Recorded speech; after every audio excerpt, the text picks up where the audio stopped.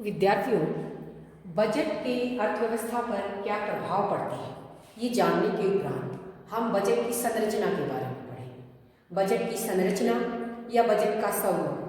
अगर भारतीय बजट की बात करें तो भारतीय बजट के अंतर्गत दो प्रकार के इसके घटक होते हैं, जिसे कहते हैं हम बजट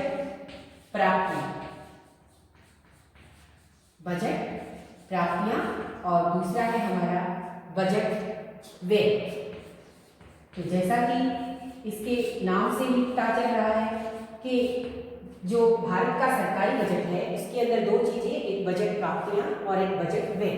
प्राप्तियों के अंदर हम क्या बात करेंगे कि एक वित्त वर्ष के दौरान पूरे भारत देश के अंदर पूरे एक वित्त वर्ष के दौरान जो विभिन्न प्रकार के सभी साधन हैं, उन साधनों से जो प्राप्तियां हुई, जो आय वो बजट प्राप्तियां कहलाए। तो बजट प्राप्ति के अंतर्गत एक अर्थव्यवस्था के अंदर पूरे एक वित्त वर्ष के दौरान उसकी सभी साधनों से जो उसे प्राप्ति हुई है आय के तौर पर, उसे क्या कहेंगे हम, बजट प्राप्ति। तो ये एक तरह से सरकार की आय है। दूसरी चीज बजट व्यय, यानी कि यहाँ पर हम क्या पढ़ेंगे, पूरे उसी एक वित्त वर्ष के दौरान सरकार किन किन के ऊपर किस तरह से खर्च करेगी, व्यय करेगी, तो वो हम बजट व्यय के अंतर्गत पढ़ते हैं।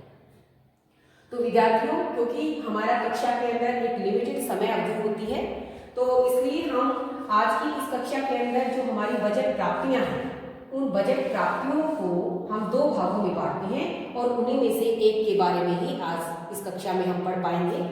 बजट प्राप्तियों के अंतर्गत आती हैं राजस्व प्राप्तियां और दूसरी प्राप्तियां हैं हमारी पूंजीगत प्राप्तियां। जैसे हमारी बजट प्राप्तियां हैं वैसे ही हमारे बजट व्यय भी होते हैं, लेकिन वो हम अपनी अगली कक्षा में पढ़ेंगे। तो बजट प्राप्तियों के अंतर्गत दो प्रकार की प्राप्तियां, राजस्व प्राप्तियां और पूंजीगत प्राप्तियां, ये होती हैं। अब राजस्व प्राप्तियां क्या होती हैं, इसे जानने के लिए हमें इसकी दो विशेष बातों की ओर ध्यान देना होगा। राजस्व प्राप्ति वही प्राप्ति कहलाएगी जिसके लिए सबसे पहली बात क्या है कि इसके प्रति सरकार की कोई देयता नहीं है, सरकार की कोई देयता या हम कह सकते हैं देयता न हो। और दूसरी विशेष बात क्या है कि इससे परिसंपत्तियों में, जो सरकारी परिसंपत्तियां हैं, उन सरकारी परिसंपत्तियों में कोई कमी न आए। तो परिसंपत्तियों में कमी न, ये दो चीजें हमें ध्यान देनी है, कमी न आए। राजस्व प्राप्तियां केवल वही प्राप्तियां कहलाएंगी, सरकार की ऐसी आमदनी, सरकार की ऐसी आय जिससे उसके प्रति उसकी सरकार की कोई देयता न बने, कोई देनदारी न बने। यानी कि सरकार को ये आय प्राप्त हुई है, लेकिन इसके बदले में सरकार को कुछ नहीं देना। दूसरी, इससे सरकार की परिसंपत्तियों में भी किसी भी प्रकार की कोई कमी नहीं आती। जो सरकार की परिसंपत्तियां हैं, एसेट्स हैं, वो ज्यों के तो बनी रहती हैं। तो ऐसी प्राप्तियों को हम क्या कहेंगे, हम उन्हें राजस्व प्राप्तियां कहेंगे। तो ऐसी कौन सी प्राप्तियां हैं जिनसे ना तो सरकार की कोई देनदारी बनती है और ना ही सरकार की परिसंपत्ति में किसी भी प्रकार की कोई कमी आती है। तो ऐसी जो हमारी प्राप्तियां हैं, वो प्राप्तियां हैं हमारी, जैसे कर, टैक्स, वो किसके अंतर्गत आता है, राजस्व प्राप्तियों के अंतर्गत आता है। जब सरकार को टैक्स दिया जाता है, कर दिया जाता है, तो उसके प्रति सरकार की कोई देनदारी नहीं होती। हम सरकार को टैक्स पे करते हैं, लेकिन सरकार उसके बदले हमें कुछ देती थोड़े ही है, वो सिर्फ हमारी देनदारी है सरकार के प्रति। लेकिन बदले में सरकार, हमने टैक्स दिया है, उसके बदले में हमें कोई वस्तु मिलेगी, कोई सेवा मिलेगी, ये हमें हमारे लिए कोई आवश्यक नहीं है। तो पहली जो बात कि इसके प्रति सरकार की कोई देयता या कोई देनदारी नहीं होती। दूसरी, जब टैक्स दिया जाता है तो इससे सरकार की किसी भी प्रकार की किसी परिसंपत्ति में भी कोई नहीं आती, कमी नहीं आती। तो टैक्स क्या है, एक राजस्व प्राप्ति है। तो करों से प्राप्ति और इसके अलावा, करों के अलावा कुछ करेतर प्राप्तियां भी हैं, करों के अलावा, जो कि राजस्व प्राप्तियों के अंतर्गत ही आते हैं। तो सबसे पहले हम कर के बारे में बात करें। कर क्या है, कर एक राजस्व प्राप्ति है। तो कर क्या होता है, कर एक अनिवार्य भुगतान होता है। हम इसे लिख सकते हैं अनिवार्य भुगतान। अनिवार्य क्यों लिखा हमने इसे? क्योंकि इसे हम देने से मना नहीं कर सकते। अनिवार्य भुगतान है ये, तो कर एक अनिवार्य भुगतान होता है, क्योंकि अगर ऐसा नहीं है कि हम देना चाहें तभी कर दें। अगर सरकार ने टैक्स लगाया है तो वो हमें देना ही होगा, इसीलिए मैंने इसे अनिवार्य भुगतान कहा है। तो कर क्या होता है? एक अनिवार्य भुगतान होता है जो सरकार द्वारा लगाया जाता है और सरकार को हमें देना होगा। तो कर एक ऐसा अनिवार्य भुगतान होता है जो सरकार को दिया जाता है, और जरूरी नहीं ये कोई एक व्यक्ति ही देता है, ये परिवारों के ऊपर, संस्थाओं के ऊपर या व्यक्तियों के ऊपर, सभी के ऊपर ये लगाया जाता है। तो कर सरकार की राजस्व प्राप्ति है, सरकार की आय का एक साधन है, स्रोत है। तो कर की क्या क्या विशेषताएं होती हैं और कर कितने प्रकार के होते हैं, इसके बारे में अब हम विस्तार से पढ़ेंगे। तो बच्चों, हमने जाना कि कर एक अनिवार्य भुगतान है। ये व्यक्तियों के ऊपर, परिवारों के ऊपर, संस्थाओं के ऊपर लगाया जाता है, और इसके बदले में सरकार कोई सेवा हमें देगी ये बिल्कुल भी जरूरी नहीं है। तो कर एक अनिवार्य भुगतान है। दूसरा, इस कर से जो राशि इकट्ठी होगी सरकार के पास, उस राशि का या उस आमदनी का प्रयोग जनता के कल्याण के लिए किया जाता है।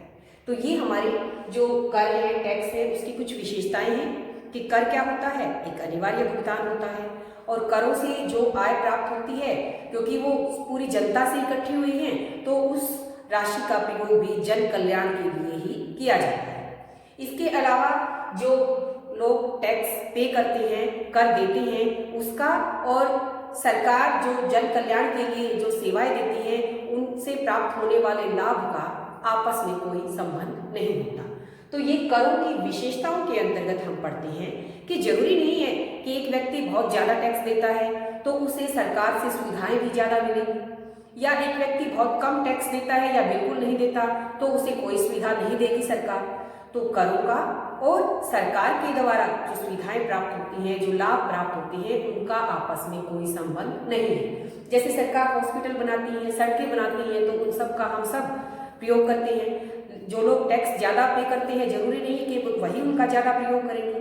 तो इस तरह से हम क्या कह सकते हैं कि कर एक अनिवार्य भुगतान है, और करों से प्राप्त हुई आय का प्रयोग जनता के कल्याण के लिए किया जाता है, और करों का और सरकार के द्वारा जो सेवाएं दी जाती हैं या जो लाभ दिए जाते हैं, उनका आपस में कोई संबंध नहीं है।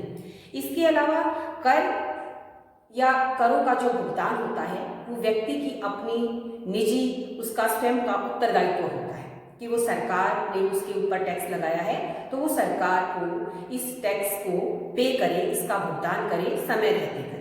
इसके अलावा इसकी एक विशेषता और भी है कि कानून के द्वारा, ये कानूनन है, कर जो टैक्स लगाए जाते हैं ये कानूनन है, विधि के अनुसार लगाए जाते हैं। तो किसी भी व्यक्ति के ऊपर जब टैक्स लगाया जाता है तो वो किसी विशेष नियम या विशेष कानून के अनुसार ही लगाए जाते हैं। तो ये हमारी टैक्स की, करों की कुछ विशेषताएं हैं। इसके अलावा करों के प्रकार, कर कई प्रकार के होते हैं, ये भी हम पढ़ेंगे। सबसे पहले कर होता है प्रगतिशील और प्रतिगामी कर। प्रगतिशील और प्रतिगामी कर, ये कौन से कर होते हैं? प्रगतिशील कर। प्रगतिशील तो वो कर जो आय के बढ़ने के साथ साथ उन टैक्स की, करों की दरों में भी वृद्धि होती रहती है। जैसे जब एक आदमी की आय 10,000 है और फिर उसकी 20,000 होती है या 30,000 होती है, तो जैसे जैसे उसकी आय बढ़े वैसे वैसे अगर करों की दर भी बढ़ती जाती है तो उसे क्या कहेंगे हम? प्रगतिशील कर कहेंगे। तो प्रगतिशील कर वे कर होते हैं जो आय के बढ़ने के साथ साथ करों की दर भी बढ़ती है। तो इस प्रकार के जो प्रगतिशील टाइप के जो कर होते हैं, इन करों का अगर हम भार की बात करें तो जो हमारा धनी वर्ग होता है उसके ऊपर इस प्रगतिशील कर का भार अधिक पड़ता है, क्योंकि जैसे जैसे लोगों की आय बढ़ेगी, जैसे जैसे लोग धनी होते जाएंगे तो करों की दरों में भी वृद्धि होगी। तो जो प्रगतिशील कर होते हैं उनका अधिक भार धनी वर्ग के ऊपर पड़ता है। जबकि जो दूसरा टाइप है हमारा प्रतिगामी कर, ये वे कर होते हैं जो आय के बढ़ने के साथ साथ करों की दर बढ़ती नहीं बल्कि घटती है। तो प्रतिगामी कर वो कर होते हैं जिनमें जब व्यक्ति की या संस्था की आय बढ़ती है या जैसे जैसे आय बढ़ती है वैसे वैसे करों की दर में कमी होती है।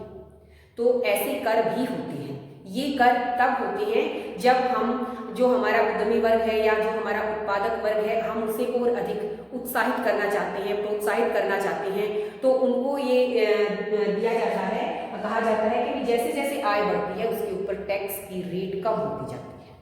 तो इस प्रकार के जो कर होंगे, प्रतिगामी कर जो होंगे, उसका भार किसके ऊपर अधिक पड़ेगा?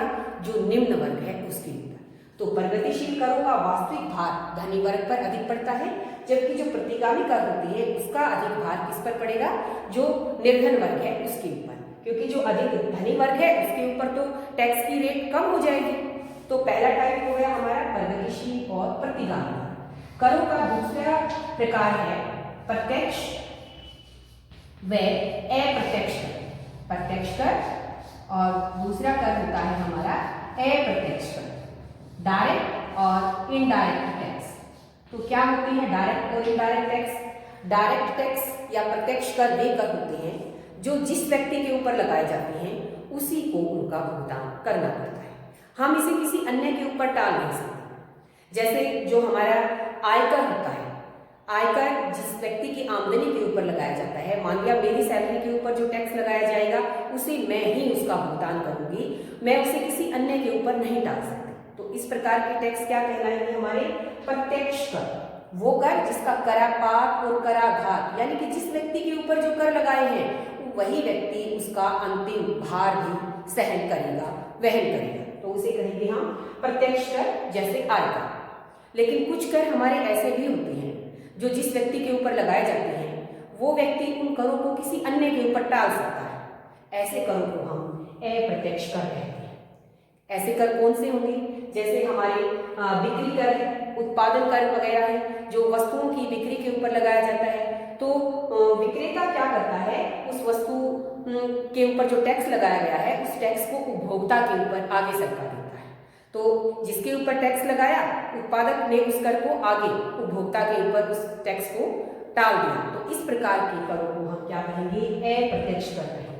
वे कर जिन्हें जिस व्यक्ति के ऊपर लगाया गया है उससे किसी अन्य व्यक्ति के ऊपर टाला जा सकता है, यानी कि जिसमें करापात और कराघात दो अलग अलग व्यक्तियों के ऊपर होती है, उसे क्या कहेंगे? हम अप्रत्यक्ष कर कहेंगे। इसके अलावा एक और टाइप का कर होता है जिसे कहते हैं हम मूल्य वृद्धि कर, और दूसरा है हमारा विशिष्ट कर। विशिष्ट भी कह देते हैं हम इसे, और वजनानुसार कर भी कहते हैं। तो ये तीसरा टाइप है हमारा करों का, मूल्य वृद्धि कर और विशिष्ट कर। तो मूल्य वृद्धि हमने पढ़ा है कि उत्पाद मूल्य और मध्यवर्ती जो हमारा उपभोग होता है उसका अंतर क्या होता है? मूल्य वृद्धि होता है। तो उत्पादन के जो हमारे अलग अलग स्टेप्स हैं, स्तर हैं, उनके ऊपर जो मूल्य वृद्धि हुई, वस्तु की कीमत में जो वृद्धि हुई, उन मूल्य वृद्धि के ऊपर ही जो टैक्स लगाया जाएगा उसे कहेंगे हम मूल्य वृद्धि कर। उत्पादन मूल्य और मध्यवर्ती उपभोग का जो अंतर होगा उस मूल्य वृद्धि के ऊपर जो टैक्स लगाया जाएगा उसे कहेंगे हम मूल्य वृद्धि कर। और इसके अलावा विशिष्ट कर क्या होता है? वो कर जो किसी वस्तु की किसी विशेष वजन के आधार पर या उसके विशेष माप तोल के आधार पर, साइज के आधार पर लगाया जाता है। तो उसे हम क्या कहेंगे? विशिष्ट कर, क्योंकि ये उस वस्तु का कोई विशेष आकार होने के कारण या उस वस्तु का कोई विशेष वजन होने के कारण लगाया गया है। तो इस प्रकार से तीन प्रकार के कर हमने पढ़े, प्रगतिशील या प्रतिगामी कर, प्रत्यक्ष या अप्रत्यक्ष कर, मूल्य वृद्धि या विशिष्ट कर। तो आज की कक्षा में हमारा विषय इतना ही रहेगा, क्योंकि ये विषय बहुत बड़ा है। एक कक्षा के अंदर या एक पीरियड के अंदर हम इसे पूरा नहीं कर सकते। तो अगली कक्षा में अपने विषय को आगे बढ़ाते हुए पुनः फिर मिलेंगे।